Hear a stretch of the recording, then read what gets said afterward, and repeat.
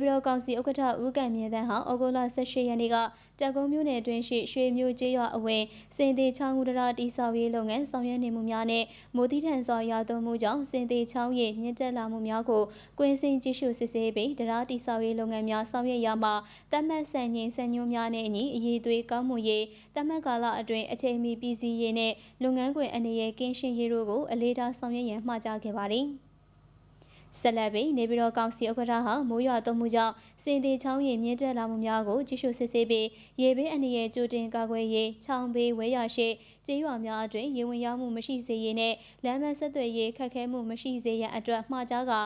စင်သေးချောင်းအတွင်းရေကြီးရေရှမ်းမှုများဖြစ်ပေါ်ပါကနေရကျေးရွာချင်းဆက်လမ်းမှရန်ကုန်မန္တလေးလမ်းဟောင်းတို့၎င်းဂတ်ကုန်းဂတ်ချိုင်ကျေးရွာချင်းဆက်လမ်းမှပုဗ္ဗသေးရီမြို့ပတ်လမ်းများတို့၎င်းပုံမှန်အတိုင်းသွာလာနိုင်ရေးပြင်ဆင်ထားရှိကြောင်းသိရပါသည်